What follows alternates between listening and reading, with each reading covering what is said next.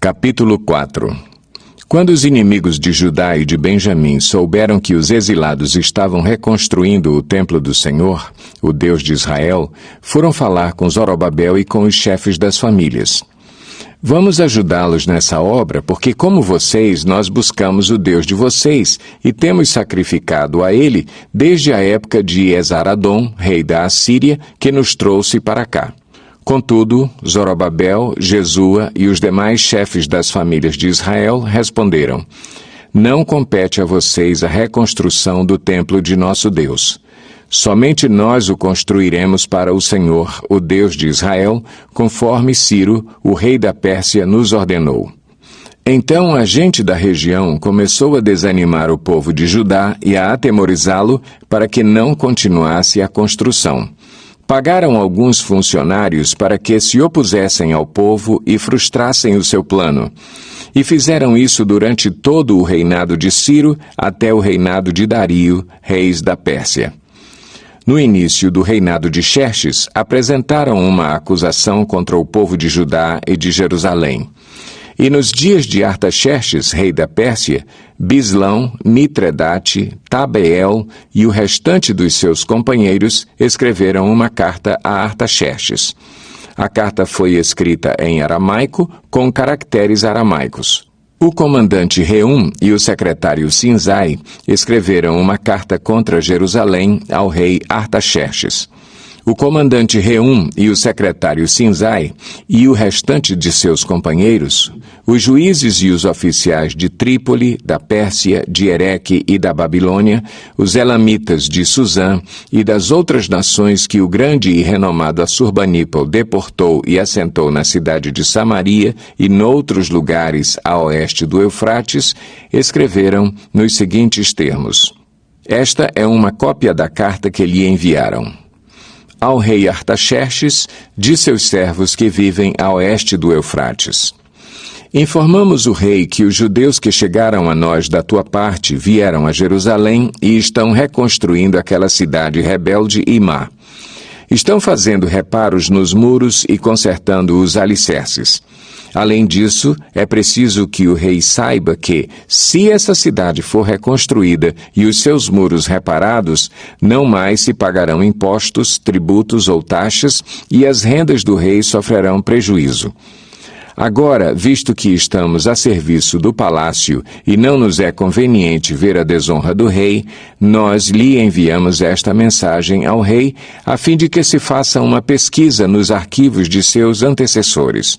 Nesses arquivos, o rei descobrirá e saberá que essa cidade é uma cidade rebelde, problemática para reis e províncias, um lugar de revoltas desde épocas antigas, motivo pelo qual foi destruída. Informamos ao rei que, se essa cidade for reconstruída e seus muros reparados, nada lhe sobrará a oeste do Eufrates. O rei enviou-lhes a seguinte resposta: ao comandante Reum, ao secretário Sinzai e aos seus demais companheiros que vivem em Samaria e em outras partes a oeste do Eufrates. Saudações de paz. A carta que vocês nos enviaram foi traduzida e lida na minha presença.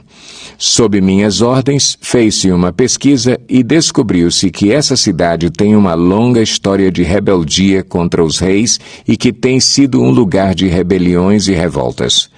Jerusalém teve reis poderosos que governaram toda a região a oeste do Eufrates, aos quais se pagavam impostos, tributos e taxas. Ordene agora a esses homens que parem a obra para que essa cidade não seja reconstruída enquanto eu não mandar. Tenham cuidado, não sejam negligentes neste assunto para que os interesses reais não sofram prejuízo.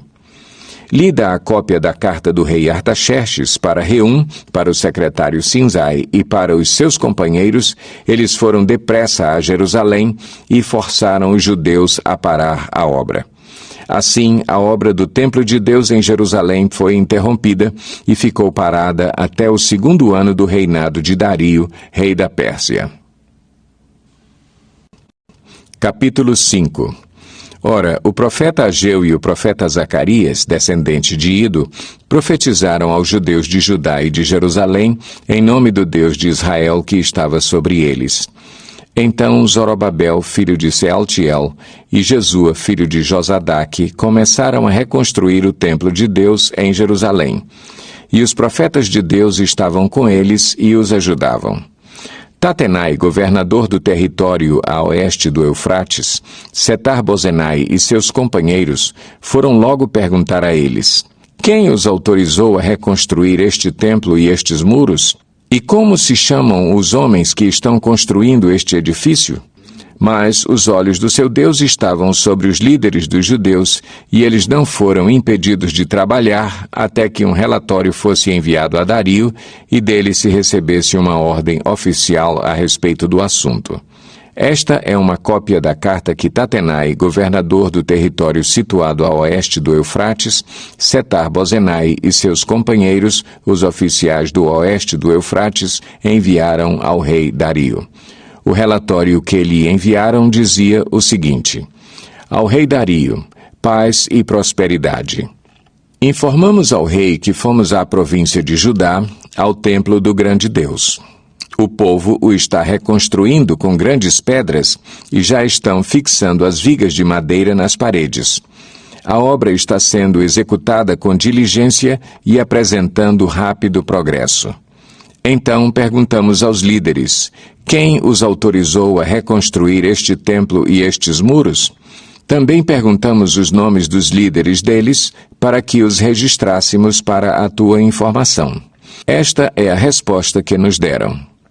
Somos servos do Deus dos céus e da terra e estamos reconstruindo o templo edificado há muitos anos, templo que foi construído e terminado por um grande rei de Israel. Mas, visto que os nossos antepassados irritaram o Deus dos céus, ele os entregou nas mãos do babilônio Nabucodonosor, rei da Babilônia, que destruiu este templo e deportou o povo para a Babilônia. Contudo, no seu primeiro ano como rei da Babilônia, o rei Ciro emitiu um decreto ordenando a reconstrução desta casa de Deus. Ele até mesmo tirou do templo da Babilônia os utensílios de ouro e de prata da casa de Deus, os quais Nabucodonosor havia tirado do templo de Jerusalém e levado para o templo da Babilônia. O rei Ciro os confiou a um homem chamado Sesbazar, que ele tinha nomeado governador, e lhe disse: leve estes utensílios, coloque-os no templo de Jerusalém e reconstrua a casa de Deus em seu antigo local. Então Sesbazar veio e lançou os alicerces do templo de Deus em Jerusalém. Desde aquele dia, o templo tem estado em construção, mas ainda não foi concluído. Agora, se for do agrado do rei, que se faça uma pesquisa nos arquivos reais da Babilônia para verificar se o rei Ciro de fato emitiu um decreto ordenando a reconstrução da casa de Deus em Jerusalém. Aguardamos do rei a decisão sobre o assunto. Capítulo 6. O rei Dario mandou então fazer uma pesquisa nos arquivos da Babilônia que estavam nos locais em que se guardavam os tesouros. Encontrou-se um rolo na cidadela de Ecbatana, na província da Média, e nele estava escrito o seguinte, que Dario comunicou: no primeiro ano do seu reinado, o rei Ciro promulgou um decreto acerca do templo de Deus em Jerusalém nestes termos: que o templo seja reconstruído como local destinado à apresentação de sacrifícios e que se lancem os seus alicerces. Ele terá 27 metros de altura e 27 metros de largura, com 3 carreiras de pedras grandes e uma carreira de madeira. O custo será pago pela tesouraria do rei. E os utensílios de ouro e de prata da casa de Deus que Nabucodonosor tirou do templo de Jerusalém e trouxe para a Babilônia serão devolvidos aos seus lugares no templo de Jerusalém. Devem ser colocados na casa de Deus. Agora, então, Tatenai, governador do território situado a oeste do Eufrates, e Setar-Bozenai, e vocês oficiais dessa província e amigos deles, mantenham-se afastados de lá. Não interfiram na obra que se faz nesse templo de Deus. Deixem o governador e os líderes dos judeus reconstruírem esse templo de Deus em seu antigo local. Além disso, promulgo o seguinte decreto a respeito do que vocês farão por esses líderes dos judeus na construção desse templo de Deus. As despesas desses homens serão integralmente pagas pela tesouraria do rei, do tributo recebido do território a oeste do Eufrates, para que a obra não pare. E o que for necessário: novilhos, carneiros, cordeiros para os holocaustos oferecidos ao Deus dos céus, e trigo, sal, vinho e azeite, conforme for solicitado pelos sacerdotes em Jerusalém, tudo deverá ser entregue diariamente a eles, sem falta, para que ofereçam sacrifícios agradáveis ao Deus dos céus e orem pelo bem-estar do rei e dos seus filhos. Além disso, determino que, se alguém alterar este decreto, atravessem-lhe o corpo com uma viga tirada de sua casa e deixem-no empalado, e seja a sua casa transformada num monte de entulho. E que Deus, que fez o seu nome ali habitar, derrube qualquer rei ou povo que estender a mão para mudar este decreto ou para destruir esse templo de Jerusalém. Eu, Dario, o decretei, que seja plenamente executado. Tendo recebido o decreto do rei Dario, Tatenai, governador do território situado a oeste do Eufrates, Setar-Bozenai e os companheiros deles o cumpriram plenamente. Dessa maneira, os líderes dos judeus continuaram a construir e a prosperar, encorajados pela pregação dos profetas Ageu e Zacarias, descendente de Ido.